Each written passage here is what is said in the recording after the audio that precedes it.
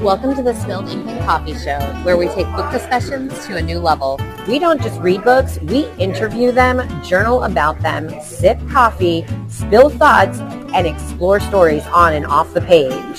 Grab a cup and get cozy, because every book deserves a great conversation. Today we're doing drugs and going to space. By drugs, we mean vibes, people, caffeine and questionable reading decisions, graphic novels, classic sci-fi, and emotional devastation from contemporary fiction. It's absolutely unhinged but lovable spilled ink and coffee energy coming right up. So hi friends. Hi friends. We're at Mescalini's today and we're going to go through some book stuff with you, and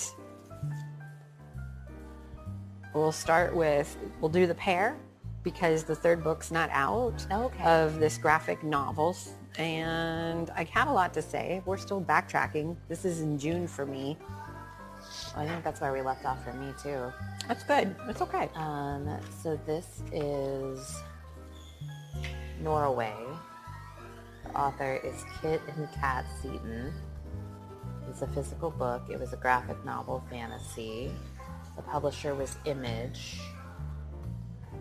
Which I tend to enjoy. Image, I like Dark Horse as far as publishers, and I like IDW. Yes. And you gave both, so you said is it a trilogy? I don't know if it's going to be a trilogy or if there's more than that in the future. However, as of right now, there's only book 1 and book 2. Okay. And we'll talk about both, but you gave both of them 4 coffee cups. Yes. Okay. So what made you pick up this book series? I was in Colorado and I saw this at a Second and Charles, and I thought it was very interesting, the first book. And then I looked online to see if there was another book, and I ordered the second one because then I saw there was nothing after that. So I at least wanted to have the 2. Of course, it's the artwork. It's always the artwork for me for graphic novels. Mm-hmm. That gets me right away. It's the text, the typesetting, and the fanciful wisps of how they spelled Norway. And I wanted to know more about the folklore. This is probably a YA, I'm going to say. It's more YA, and it goes into some folklore about a bull and a maiden. When I first saw that it was this woman and the bull, the story that immediately came to my mind, which is an anime, is The Last Unicorn, and how the last unicorn had to fight the bull to save all the other unicorns, and it was just like a legend of the land. So I just think this is one of those legends that were spoken word about a bull and a maiden, and that the bull had to marry a human maiden as part of the prophecy. Okay. So without giving anything away, what's the minute summary of what this book's about? It is about a young girl who is a nobody. She's not as pretty as her sisters. She doesn't have the best of skill sets like her brothers, and is trying to find her way. And then she meets this bull, and he says that they were destined to be married. And she's like, okay, well then that is my destiny, and I will do what my destiny and my job and my duty is to save Norway, because it is under siege with, we'll just say, tyrants. She finds that she is much stronger than she realized, and she goes through all of these trials, tribulations on her journey that test her emotions, that test her spirit, that test her strength. And she actually is fine to be married to the bull, but she doesn't love him, and she learns to like him. Okay. But he's got problems. He's got problems. He does. He was a bad man who was enchanted and sentenced to be a bull and to go through life as a bull. Is this almost like I'm always looking for like the when I used to teach world literature, we always used to look at creation stories across multiple cultures and see the same, like in multiple cultures, there's a story of a man and an ark and the world being flooded. So not that this is a creation story, but like, is there like a Beauty and the Beast element here? Absolutely, there's a Beauty and the Beast element. And it's interesting because it's more about her inner beauty. Okay. And I also think her inner beast. Interesting. Because she's trying to, become something she never thought she could be, which is a strong, purposeful human woman in a time where men, of course, are always suppressing the women. But I also think it's about the bull finding his inner beauty. Okay. I'm just taking a minute. I want to just reread my review. Okay, it's based on the Scottish tale, The Black Bull of Norway. So this comes from the Scots. Okay. And that this is their fairy tale or their lore of the Black Bull of Norway. The first book, you never find out why he's cursed. And you want to keep knowing, why is this bull cursed? Why is he cursed? Why is he cursed? And she's so determined to stay with him, even though he tries so hard to get rid of her. Do you find out in the second book why he's cursed? You do find out in the second book, which I'm not going to tell you because I think that people should read it. Okay. There's 7 years that pass between the 2 books. Okay. It also is a LGBTQ storyline as you get in further, which is really neat. The plot does thicken because in the second book, even though she stands by the bull, she's still in a relationship with someone else. Interessante. Yes, I think that's part of the drama part of it. I'm going to talk about the first one and the second one. Sure. So with the first book, did it hook you right away or did it take time? It did hook me right away. The artwork just has so much fluidity and the storytelling just flowed right into, here's 3 sisters, playing, and I'm going to be this and I'm going to be that. And what are you going to be? I don't know. Cut to, all of a sudden my sisters are gone and I'm being sold off as a bride to a bull. And I'm like, why? This happened fast. Now I need to know. All right. Within the first 5 pages. Okay. You said that your favorite character was the bird Petra. Yes. So Petra is this little quirky bird that is the bull's companion and shows up to say to Sybil, that's the maiden's name, hey, this is your destiny. Don't give up. I'll help you through it. Animals always know things that we don't know. But Petra's just a sassy little bird, doesn't speak at all. It's just, tweets and such. Yeah. But is always there encouraging her or telling the bull, no, no, no. Is that the bird on her shoulder in the cover picture? Okay. Yes. Just, you need a bird. You need a bird. I like that. But I don't like birds. But I guess if you like birds, you need a bird. Were there any characters you disliked or found frustrating? Believe it or not, the bull just pissed me off constantly. Okay. He really is an arrogant asshole. I don't know any other nicer way to put it. Well, that could have been why it was cursed. Second book tells you for sure. What was the most memorable or powerful scene in book 1? For me, it's going to be when the bull rejected her and then Petra comes back with a red ribbon, which signifies the bull had the ribbon and he was supposed to hand that to the maiden, and he kind of somehow gets lost or gets taken back, and that's when the bird brings the ribbon back to her, and that's when she says, yes, this is my duty. I accept my destiny. I accept my fate. No matter what happens, I am going to follow my destiny to its end. So do you think that is kind of the theme or the big idea? I do think that is what it is we need to follow through to our destinies. Commit. So you've got a quote in here that both go along with that. Be brave, for you have many trials to come. With age comes the knowledge of death. Own your choices. I feel like that all lends into what you're saying about, like, it's your destiny, grab it. 100%. And it's great messages for a YA, and it's probably like more teen for sure. Okay. Was there anything you wish had been done differently? Would you rewrite anything? I would not have rewritten anything. Okay. So before I jump in and talk about the second book, how do the two compare? Writing style, art style, how do the two books compare? The art evolves into the second book 1,000,000%. You get more colors and more vibrancy. You get more dimensions of the story. You're not just following her at this point. Now you're introduced to the Bull's, in the second book, sister.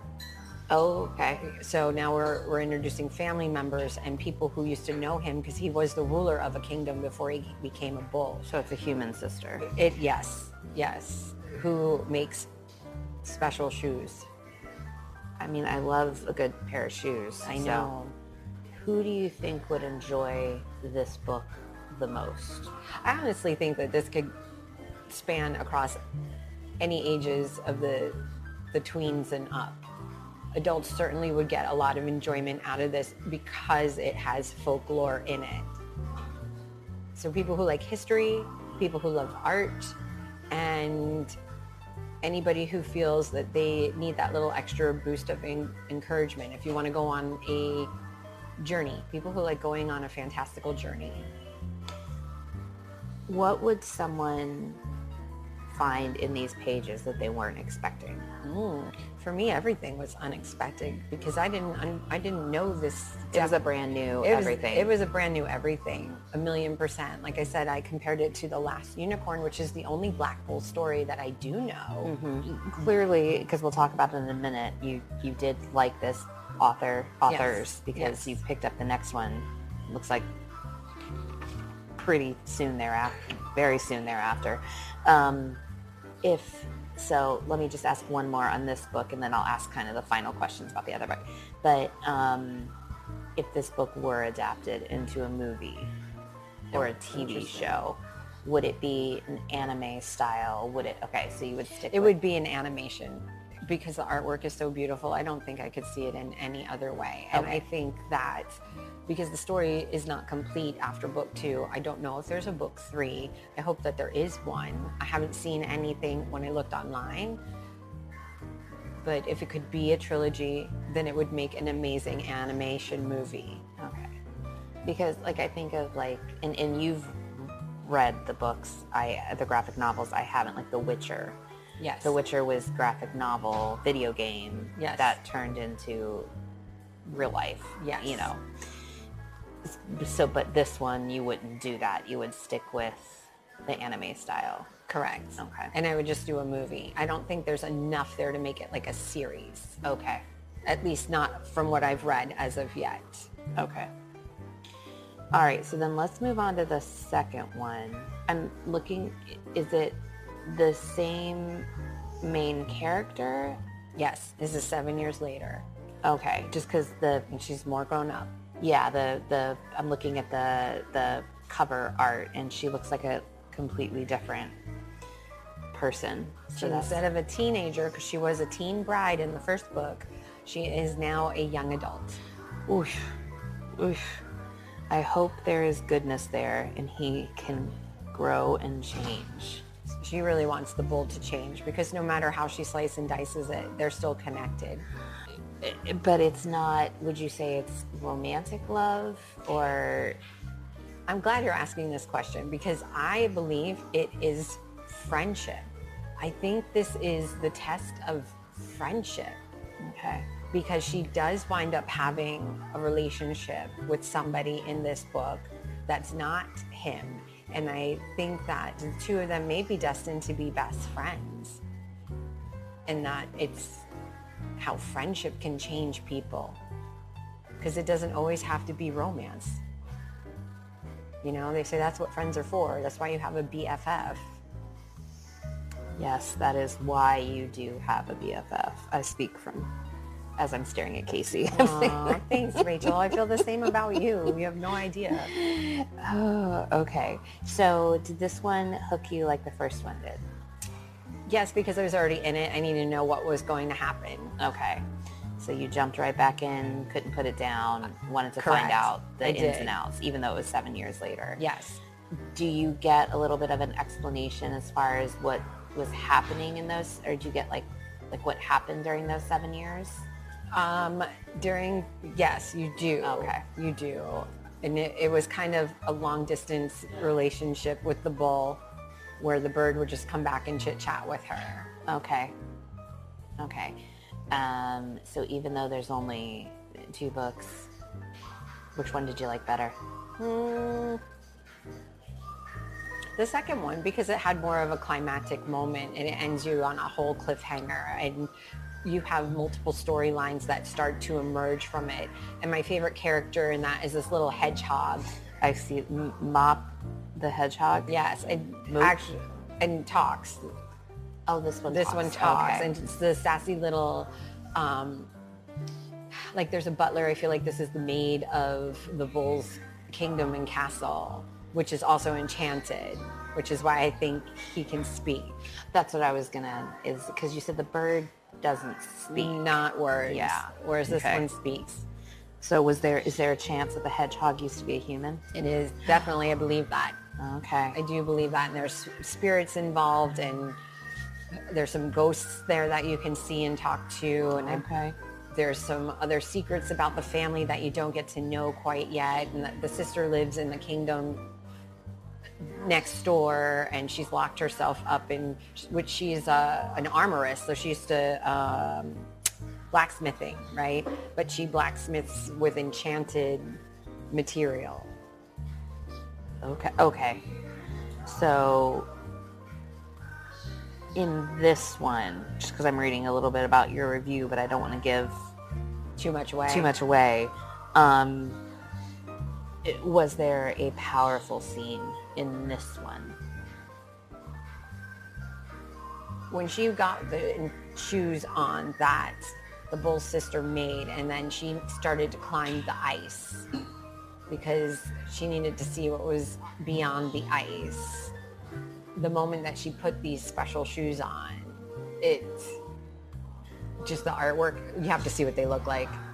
I almost felt like, oh my gosh, it's Wonder Woman and she's getting the bands, right? But these were the boots. I love that. These were the boots Wonder Woman should have had.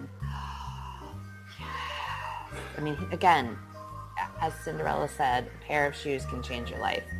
So I'm just compared Cinderella to like this warrior girl. I feel Cinderella bad. was a warrior in her own right.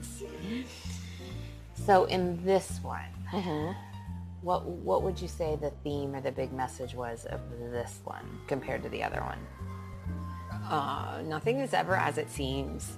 You think this is going to go that typical, route. She's going to be the heroine. They're going to get married. They're going to, in the first book, she's going to save the bull. He's going to be a man, and Beauty and the Beast, like you said. Yeah.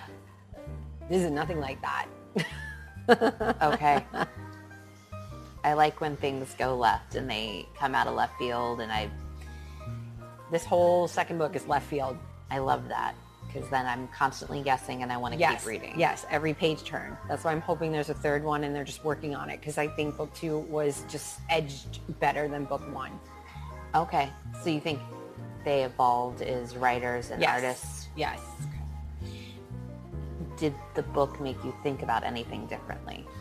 It made me think about a lot of things regarding the mystical or the metaphysical or the other parts of the world that we don't really recognize that exist. They always say there's that underlying magic at work, or a different universal power that you can never see. And this does introduce you, which I'm not going to tell you about, but too much, because it is a moment that does happen. Okay. And that's what it ends on, but it has to do with the powers of the universe that a lot of people, we just go through our normal everyday life and we never recognize, we're just a speck in the universe compared to everything else.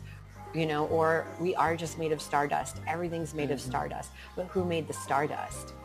Because if you start thinking about all those things, you go down a rabbit hole. And some people actually have gone insane, thinking about this stuff. What wisdom are we imparting here? Jump into the fire. Just jump into the fire. And if you read it and you get to the last few pages, you'll know why I'm saying that. Because sometimes you have to jump into the fire to get to your destiny, right? Absolutely. Okay, I feel like just because I feel like this is very adventure-y. It is adventure-y. So for a weird ass question, and I feel like this somehow fits, which character in book 1 or book 2, which character would survive the Hunger Games, number 1? I believe it will be Petra and Mop the Hedgehog are going to team up, and Hedgehog's going to hop on Petra and fly out. They're the 2 smartest characters in these books. Okay. The bird and the hedgehog. Okay. Now, part 2. Which one would die immediately because they tried to pet a tracker jacker? Oh my gosh.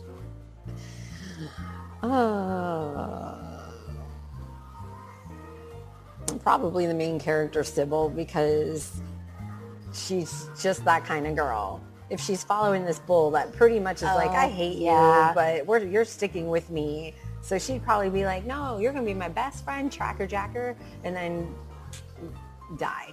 Okay. Her. I feel like I need to ask one more question. Go for it.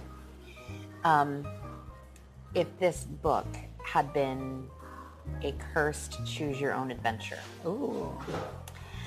what would be the worst possible ending? And I know we're not done yet, so what would be the worst possible ending?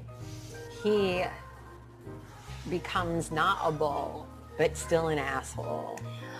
Oh, And so then- okay. Then they're forced to be married. Oh. Being married to an asshole is not cool. Yeah. And then everybody else around them dies. Like, Okay. I don't know what else would be worse. Yeah. I don't know. We'll see how it turns out.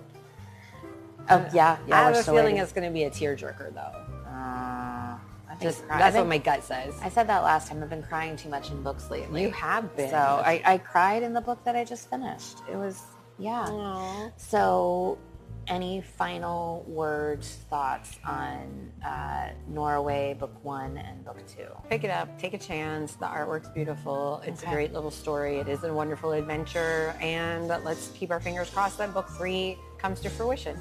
All right. What do you want to talk about next? Did you know that they re-released a 4-pack of Choose Your Own Adventure No. from the 80s, and it's a reboot, this re-release. And I found them when we were in Hawaii. Oh, And I can't wait to tell you about I it. loved those books so much when I was a kid. Me too, when I was a kid. Yeah. Wait till we talk about that. But everybody should pick those ones up. If you haven't picked one up, go get the retro pack. And when we do get to talking about it, I don't know where it is in here. I'll make sure I bring it. Oh, it's right there. So later on.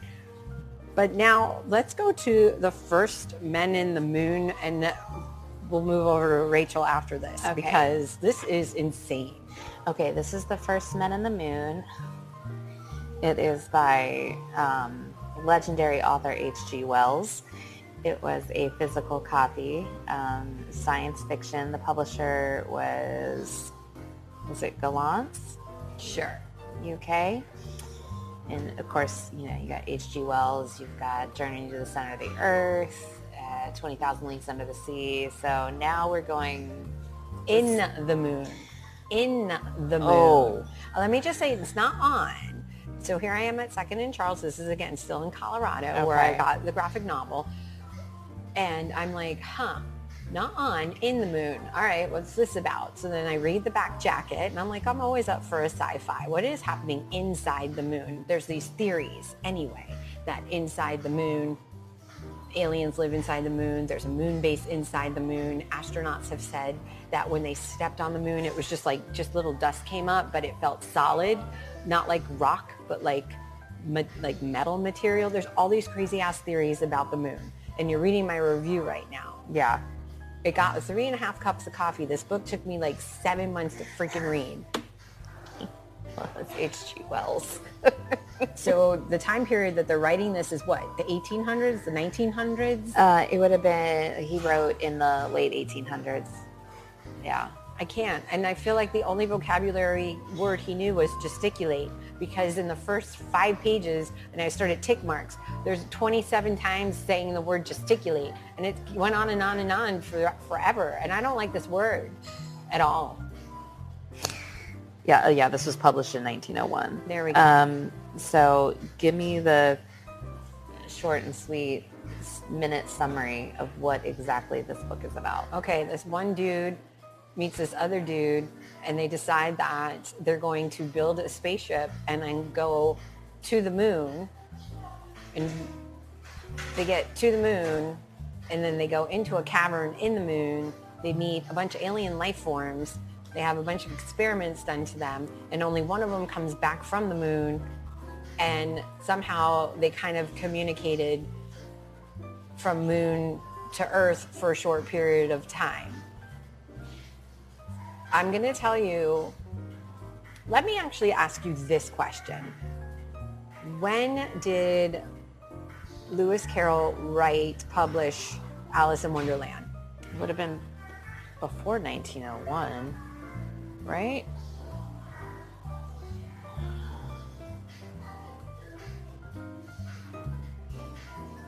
$1865. Okay, so this is the sci-fi version of Alice in Wonderland, and you need to be on drugs. You need to be on high drugs when you get inside this effing moon, my friends, because the stuff that's happening in there, you need to be on LSD. I am not kidding. It is the sci-fi version of Alice in Wonderland, plus a little alien abduction and some other... Read the review out loud, please, Rachel, because at one point we're getting, I think, something sexual happens in a dark room. I mean, one of your quotes says experiments in intercourse. So they say, I wanted to quote this whole book. At first I found it absurd, but then I realized something very profound. This book was published in 1901, a time when scientists questioned the moon's history, written and oral, as in the Bible and the Torah, Zula, and more. The moon was not always in our orbit. It's known as the time before the moon. This is a fantasy of the theory that the moon is hollow, unnatural, Yes. extraterrestrial made. Or is it a theory? This book made me question so many things in life. They get high, pregnant, and gold. Oh, gold. Everything is about gold. Okay. Like the moon is full of gold. So anybody who's into and understands ancient astronaut theory, then in the ancient astronaut theory, meaning that extraterrestrials came and, they helped push our evolution, that they came here to mine gold. Now, these are just newer theories, so I don't know where these theories came other than from those biblical times, which those are true things. In the before time, even in the Bible, the time of the moon comes later in the Bible. And in the Zulu, which is African religion, they tell an entire story of how the extraterrestrials or the star beings pulled it into our orbit. Okay. Because it's not a natural satellite to Earth. So there's a lot going on. And where he pulled this crap from, I don't know, because all of this is stuff that does come from ancient history, things that are in ancient astronaut theory that people talk about today. But yes, there's abductions, there are impregnations, there are experiments, and there's a shit ton of gold inside the moon. And you said in here that escaping takes forever. It does. I feel like that went on forever and ever. It was long enough to build the damn machine to get to the freaking moon. I think that is a trait, at least in my experience. I have not read this one, but I've read other H.G. Wells. And I feel like that's a trait. It drags on. Everything drags on, just like 5 chapters too much. It was 5 chapters too much. And then when I looked up, because I'm like, it was open-ended, is there a sequel? Son of a gun, there's a sequel, but you have to read it via blog from this guy's predecessor who writes the sequel. And I'm like, I don't need it. I don't need it. And because it's his protege. And I'm sure he's 10 chapters too long. So I was like, I'm out. Okay. So I think I know the answer to this, but did the book hook you right away? Did it take some time? It took a lot of time. I felt like I knew that just because I feel like you were constantly posting I'm reading this book. I'm going to finish this book. I'm reading this book. I could only get through like 3 pages at a time, not even a chapter. So let me ask then, why didn't you space it out the airlock? I needed to know how this was going to happen. Like I needed to know in 1901, that's an early time period to be writing science fiction. Most of the science fiction that we're all aware of comes later. Yes? Well, I mean, maybe the 30s. I mean, you could read War of the Worlds. I mean, he wrote that in the late 1800s, and that's all about, Martians landing. And right. He published that before this. So maybe he's the extraterrestrial. Okay. I like that thought. That's kind of how I'm starting to think about this dude now. H.G. Wells is the extraterrestrial because he also goes under the sea, does he not? Yeah. Right. So, and into the earth. And so I kind of feel like he's already done all the things that everybody believes the aliens have done. And we have alien bases in the ocean. We have Middle Earth where I think he wrote The Time Machine too. There you go. This dude he's the one who's lived all the things. He's not human. Guys, this is now all I'm going to say. He's not human. So then you have here that your favorite character was Selenits. It's the creatures in the moon. Oh, is that the race in the moon? Yeah, the aliens. Those are the moon men? Yeah, they were more normal than these two guys. What was wrong with the two guys? These two crackpots. I don't know. This is like, I felt like I was watching the movie Explorers. Do you remember this old Disney sci-fi? Yeah. They went to some freaking junkyard, got a tilt-a-whirl, and then they built a spaceship out of a tilt-a-whirl, and then crash landed on the moon. And I was like, hey, this is fun. Let's jump down this crater and see what happens. And just the whole time, I'm like inside the tilt-a-whirl. They're like, shut the drapes, honey. And I'm just like, what is going on? Do you want a shot of whiskey? How about you put the coffee on? And I'm just like, what is going on in this tilt-a-whirl? How did they figure out how to do this? What was the propulsion system? Like, they don't get a whole lot of details into this kind of stuff.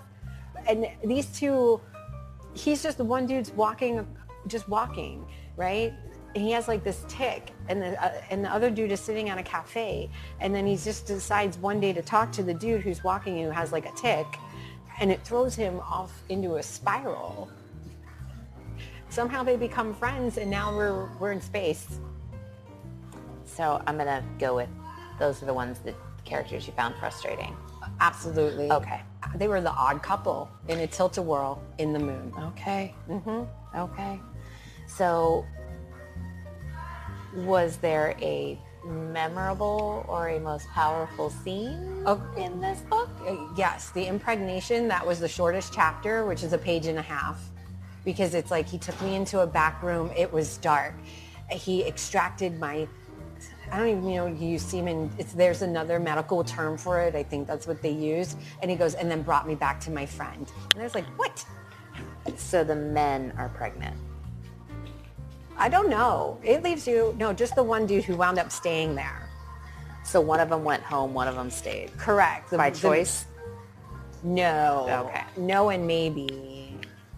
It's very unclear how that actually happened, because there was a whole 5 more pages and chapters of trying to escape, and they're through the tunnels of gold. But the autistic scientist is the one that stayed. And he's the one who was pregnant. Yeah. So he had to have the moon men's baby. That's what I'm thinking. All I'm seeing is Connor Trenier on Enterprise. That's what you're picturing? I'm picturing Sigourney Weaver strapped up there. And I'm like, but okay. Did the book make you think differently about anything? It made me think about drugs. Oh, that wasn't the answer I was expecting. It made me just think about, is this, because I've not really ever done any kind of drugs. Right. And is this really what it's like to be on hallucinogenics? Okay. Is this the type of drug that you're on that people die from? Is this the highball? Like, is this what you see at the end of your high? It just made me think about, and when I was reading the entire descriptions of Inside the Moon, I couldn't help but picture everything's 60s and 70s, like with, the dating game with those pictures. I couldn't help but see any of that. And what was that other one? The Puffin Puff the Magic Dragon? No, it was that show. It was a puppet show called Puffin blah, blah, blah, blah. What the heck is that? Hold on. HR Puffin Stuff. Oh. I felt like I was watching that. Yeah. Reading this book, that's how I felt. That's a feeling for sure. It's a big feeling. Okay. Was there anything you wish you'd done differently? Not read the book. I keep coming back. I'm shocked you didn't. I didn't space it. I didn't space it. Like I just did the last one. Oh, Yeah. I got to remember to print that. I spaced that book. Oh. Just because I'm surprised. Okay, I'll move past my surprise. Have you read anything else by H.G. Wells? No. Would you? I don't think so. I think the movies are great. Let's just do the movies. I think with H.G. Wells, my opinion, not that you asked, is that his stories are good, but the actual reading of the books is like a nail in the eyeball. I would rather have figured out IKEA instructions. Oh. With the picture and that weird dude in the IKEA instructions. Okay. All right. And I always want your opinion because you're the literary expert in this dynamic duo. So let's talk about something that's more maybe in your. What were your feelings on the cover art? I actually liked the cover art. Okay. I felt like that would have been like a cool poster to have in your room under a black light. Again, I feel like we're going back to the whole HR Puffin stuff. Yeah. Yeah. Okay. That black velvet that used to glow. Okay. But just black and white. Who do you think would enjoy this book? People who like old-timey sci-fi, who do drugs. Guys, I don't judge. Do the drugs. I want to do them. I've tried to do drugs and drink. I'm just not the one. Okay. People who like H.G. Wells. Okay, so I feel like this book, because we're talking about drugs, deserves the quickfire chaos round. Okay, let's go. So we're going to throw logic out the window, which Love it. I feel like makes total sense with this one. Hope I remember everybody's names. Okay. Some dude with a B, some dude with an S. I don't know, it's been a while. Okay, so no overthinking, just Okay. answer from the depths of your soul. As quickly as possible. Yes. Got it. If this book had a smell, what would it be? I can't do this quick. Oh my God. What would, cherry tobacco from a pipe. I was going to go with cheese, but okay. Because the moon's made of cheese. The moon is made of cheese, so- guys. Who in this book is definitely two raccoons in a trench coat? Both of the main characters. The writer. I can keep going. His protege. Because he had a protege. If the villain had therapy, would they still be a villain? I have to know who the villain is. So I think in their perspective, maybe the aliens are the villain. Maybe they're the villain. What was the question? The villain? If the villain had therapy, would they still be a villain? Yes, they're all mad here. Okay. Which character would get scammed by a prince from Nigeria? The dude who actually built the tilt-a-whirl. If you had to fist fight one character in a Walmart parking lot at 3 a.m., who would it be? The author of the book. I knew you were going to say that. Just like gesticulate. Like how many times? What is the most chaotic way this book could have ended?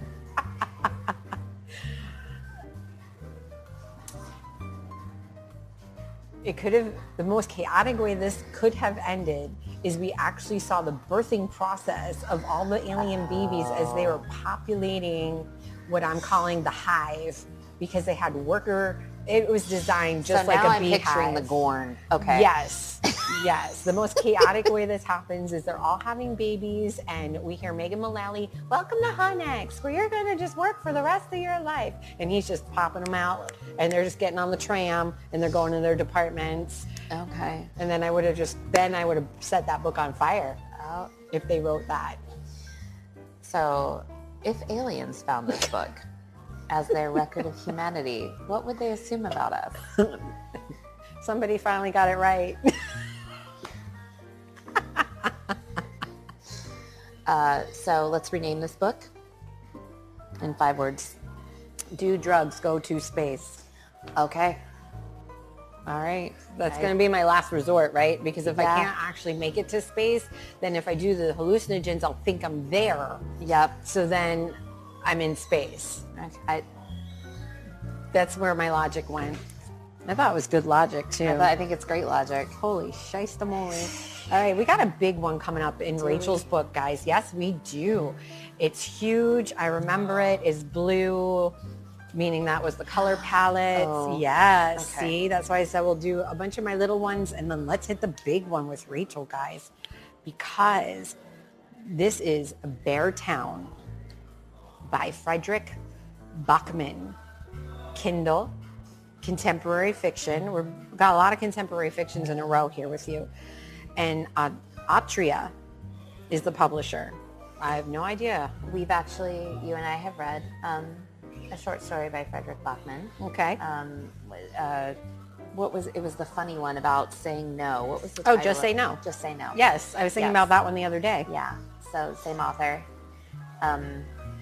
Totally different. This is the first book in a trilogy. I don't know if I'm emotionally ready to read the second 2. Wow. We gave it 4 stars. It was great. It was really good, but all the trauma warnings on this bad one. Interesting. Yeah. So why did you pick the book up? Because it was Fredrik Backman, and I feel like he's everywhere, and I enjoyed Just Say No. And so I felt like I needed, What I find extraordinarily interesting about this particular review page is the actual review is the shortest review I've seen in a long time.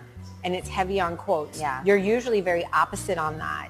The review, because it's so short, says, this was a powerful book that really makes you dislike humanity. And we're just talking about that. Thank you, H.G. Wells. It says so much about mob mentality and what people value and what that says about humanity. Mob mentality. So now give us the summary.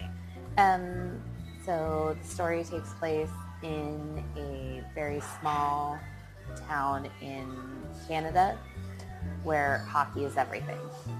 What is it with you and hockey? I don't know. I've asked this again, but this is like the 4th hockey book. It is. But this is like dark. Okay, so let's go. There's There's a mob in Canada? yeah, there is in this town. Okay. And it's a youth hockey that everyone in this town lives for. If you play hockey, you're like a god. If you don't, then you're on the outs. Is Fredrik Canadian? He's Swedish. Okay. Oh, I lied. This doesn't take place in Canada. It takes place in Sweden. Okay. Sorry, brain fart. There's another book I just read about Canada. But hockey is still alive and well in both of these countries, Yes, and yes. they're very insane about that. All right. It's a small, and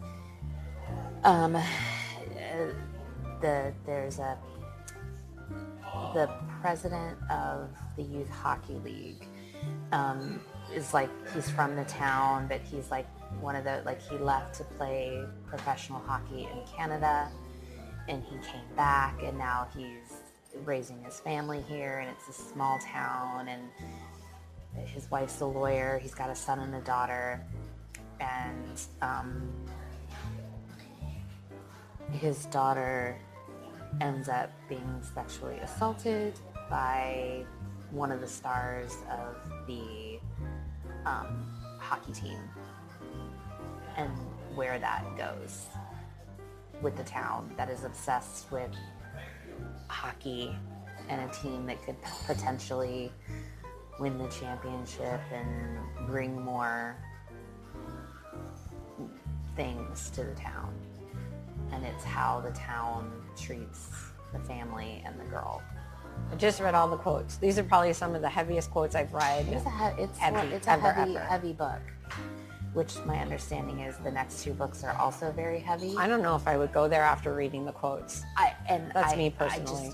I probably will. I guess I haven't watched it because I don't know if I could watch it. This was turned into a series on HBO. Oh boy. But but it, again, like, it makes you just, like, you know where it's going. You know that she's not going to be believed, and the family, all because, you know, you got to protect the star player. And it just, the things that happen, you just realize, like, humans suck. I wish everybody could see your face right now, because you're very somber and it's very sad, like, because you're going back and revisiting all these emotions, and that's hard. Again, everything he writes is just, it's well written. It's easy to read.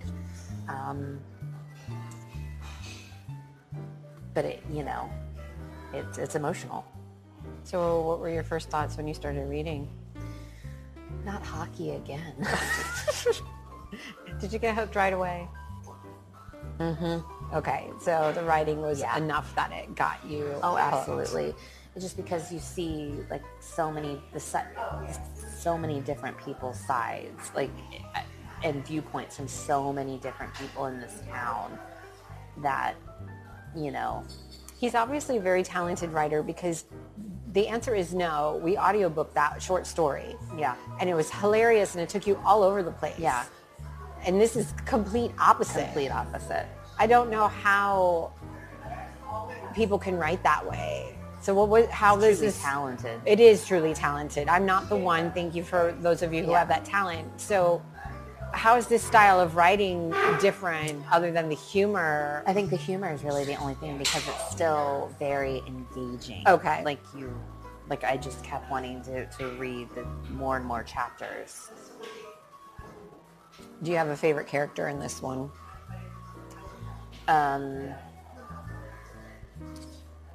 Probably, give me 1 second. That's fine. While you do that, I'm going to tell everybody that a couple of these quotes, of course, she already said it's about small towns, and this one is, small towns need a head start if they're going to have any chance in the world. That's very true. And we're talking hockey, and the quote is, the sport demands only one thing from you, your all. People, that should be anything you do in life. You should always give it your all, not just the sport. And then the next hockey quote, hockey is never satisfied being part of your life. It wants to be all of it. That's tough. That's like the work-life balance, especially when a sport is your job. So your favorite character? Amat. Okay, which I see. I like this one, Amat's quote. Amat was sitting in a corner doing his very best imitation of an empty corner. Yeah. There's so much depth and facets to that line. And as a theater person and director, I kind of want to do this as an exercise now and put everybody in a corner to be exactly that. An empty corner. Like how deep and interesting. Yeah. I love that. So why is he your favorite character? I feel like, and there's a couple, but I feel like he is the most good and the most pure of all the other characters. Of all the characters. Including the daughter. It's different. Like, she's good, but she's, because of her circumstances, she's damaged. Right. And dealing with that. And Amat's dealing with his own thing. His mom's an immigrant. She's working hard jobs as a cleaning woman just to keep him in hockey. So it's that whole, like...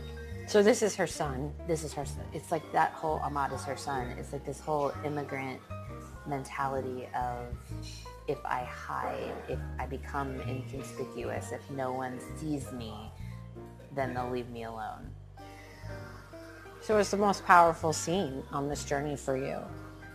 I will tell you the most powerful quote, in my opinion, that you wrote down. And when enough people are quiet for long enough, a handful of voices can give the impression that everyone is screaming. I think when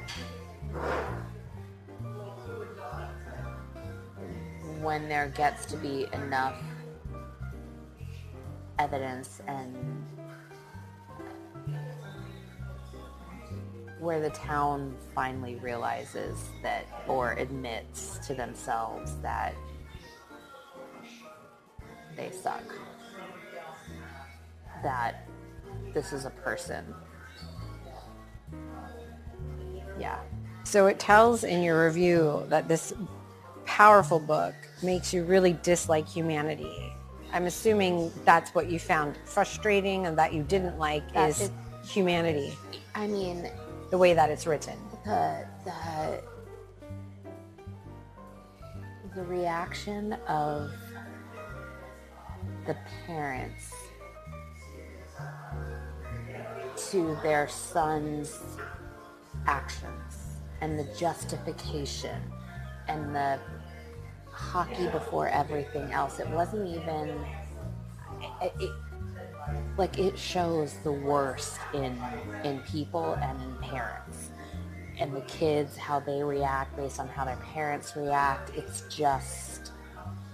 So this is a how not to parent book. That this is how you don't want to be a parent book. Because they bring up some shit boys. I mean, the boys in this book are a product of what they are allowed to do and how they are allowed to act and how the parents justify the most heinous things. For example, there's one mom who clearly knows her son is an absolute horrible bully, knows he's beating people up, knows he's just, he's just a boy. Well, it's because he's reacting, he's trying to protect his best friend. Oh boy, we're making the excuses. Yes, it's just constant, well, what do you expect him to do? And it's I don't know, have a heart? Small towns are interesting. A lot of people think, oh, the good old small town. But when you don't have as many people, a lot more things are aired out to dry for us to see. And there's a little bit of that in here that the factory is laying people off. So there's a little bit of a desperation, aspect to it. And it's just, So what's the overall theme, main idea? Why would I even read this book? Because it's going to teach me. I know there's a lot of questions. First, what's the main idea of the book? And then we'll get to the other questions. Examine your own heart and your own motives. What are your motivations for what you're doing and for how you're acting? Is what I would probably say. Self-reflection? Yeah. Look at yourself and ask yourself, why am I doing what I'm doing? And hope that we're leading. Is it because I'm trying to protect a child? Is it because I'm, trying to advance my child? Is it because my child's glory is going to show good on me? Parenting is hard. Just in general, parenting, I think, is hard. I'm not a parent. I'm a pseudo-parent as a teacher. I don't know how you all do full-time parenting because that is a lot. I would be examining myself, like you said, every single moment. Well, you're raising a human, and you want that person to contribute good things to the world. And I'm not sure what these parents think they're contributing. But that too could be because it's a very small town. It's a very small worldview. Well, one of the quotes that you say here, it doesn't take a lot to be able to let go of your child. It takes everything. Yeah. So I'm going out on a limb here that someone had that self-reflection. It was go, figure it out on your own. I can't be your parent anymore because you need to go do it now. Yeah.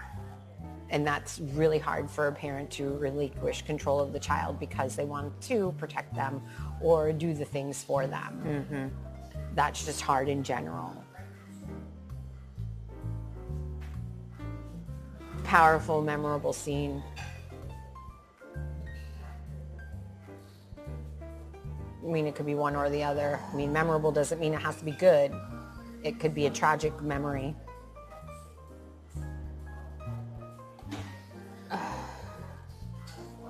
When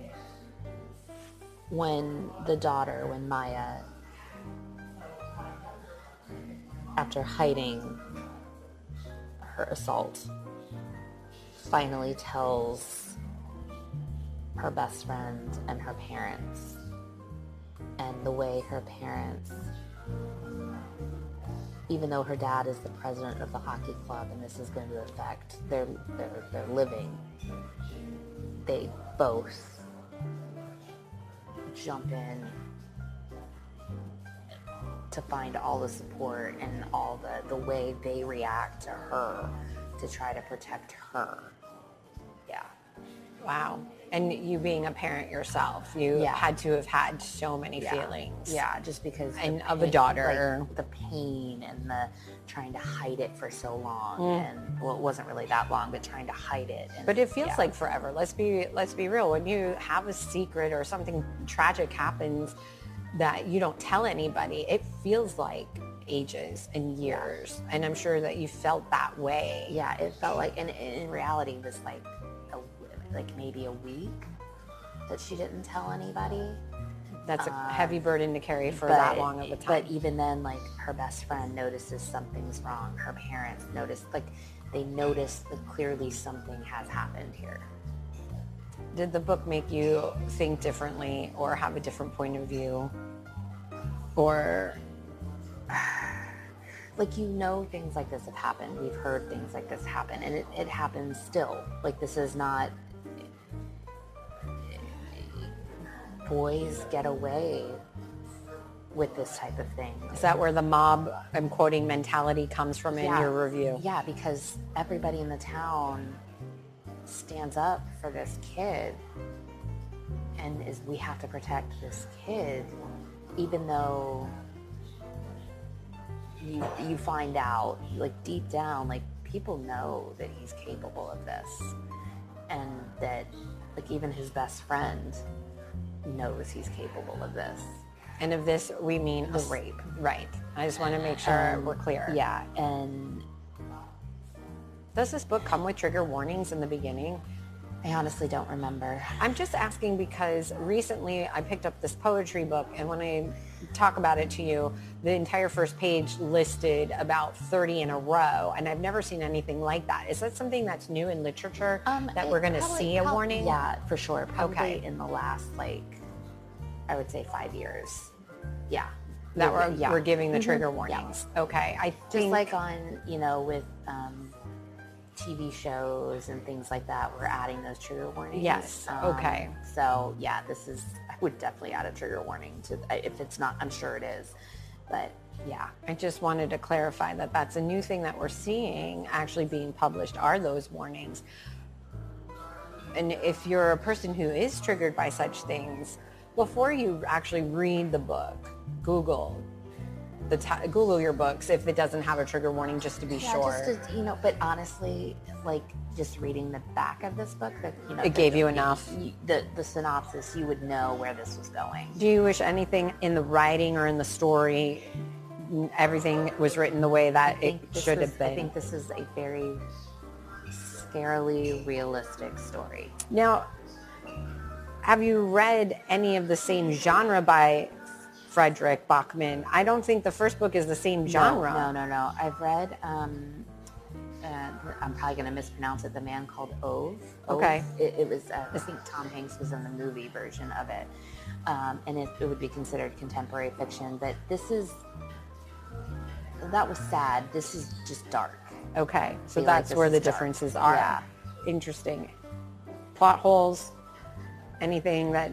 Right. He obviously is so talented of a writer. Yeah. I'm not going to talk about the cover art. It's what I would have expected it to be, small town somewhere. Do you recommend this book, and why or why not? I absolutely do, with trigger warnings. So if you've had any sort of experiences with, sexual assault, fair warning on this one. Or just also assault, bullying, like physical bullying. Who do you recommend the book to? Who do you think its target audience is? I honestly feel like probably the target audience is parents of teenagers. I agree. But anybody should read this because it's so real. And again, it's something that's happening. It still happens. It was in the news a couple weeks ago. A boy in Oklahoma, big-time baseball player, assaulted 2 girls and ended up not serving any jail time, even though he was 17. He was very cocky about it. Parents, can we please get your children in self-defense classes? Yeah.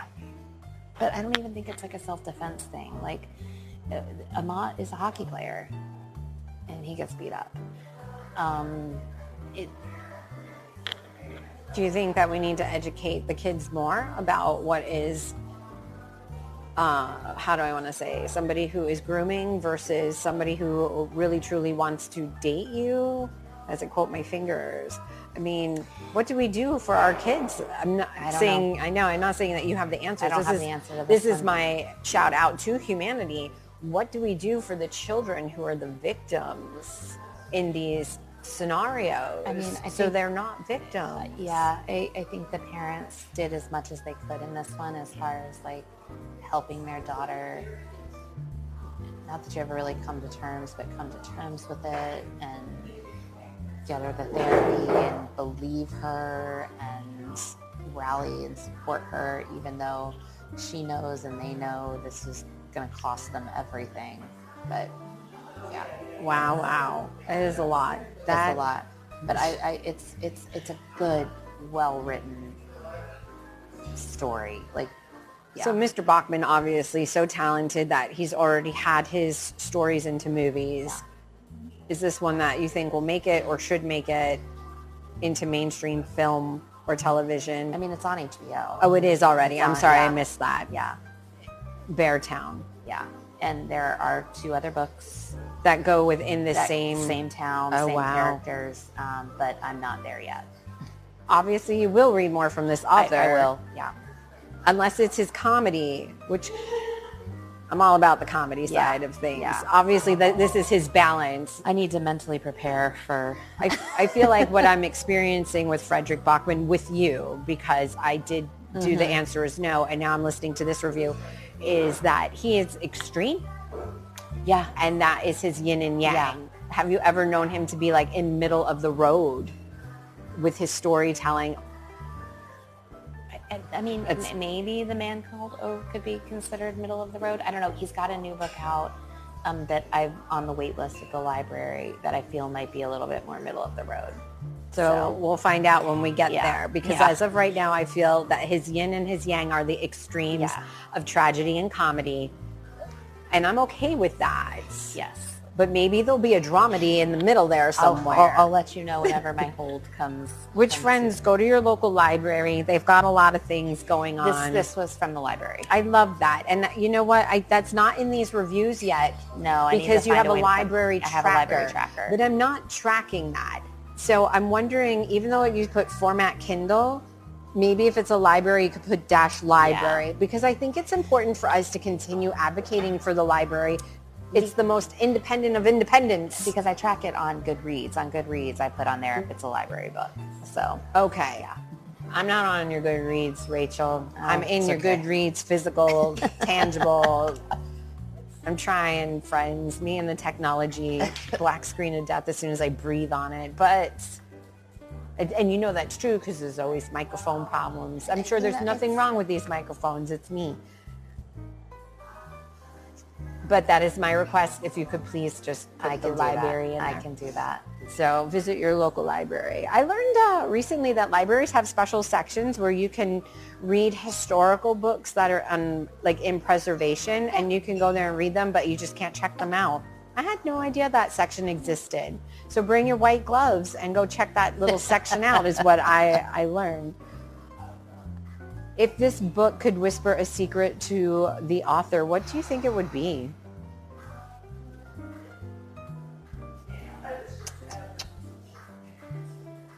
I am a very heavy story. Thank you for telling me. I feel like I say that a lot. Thank you for telling me. But you read a lot.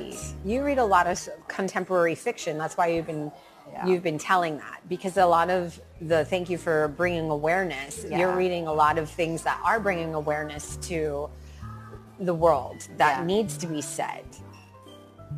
I said this in the beginning, a lot of contemporary fiction. Let's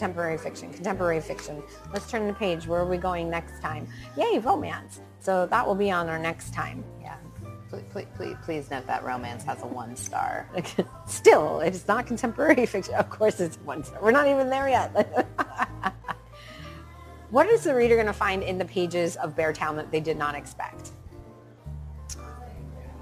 As much depth of character and storytelling. Like you think, oh, this is going to be a story about sexual assault and nobody believing the girl, but I mean, there's so much depth to these characters. To even get to see part of the story told from the assaulter's point of view just makes you angry.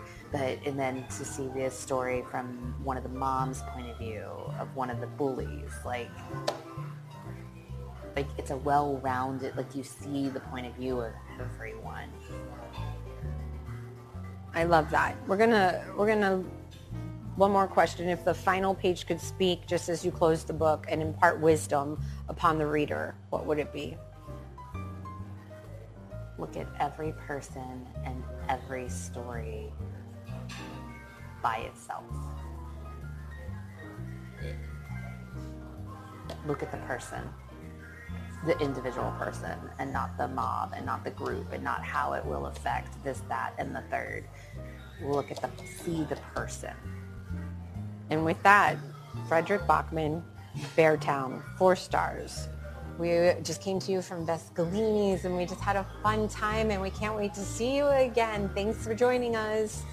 Bye. That's a wrap. Time to close the book on today's episode. I'm Rachel. And I'm Kasie. If you had fun, hit the like, follow, and subscribe. Make sure you click on the bell icon. You can also email us at spilledinkancofeeshow@gmail.com. Send us your questions, tell us what you're reading, or share what we should dive into. Until next time, keep your coffee hot and your pages turning. Bye, guys. Spilled ink, endless coffee, and great book chats. That's what we're all about.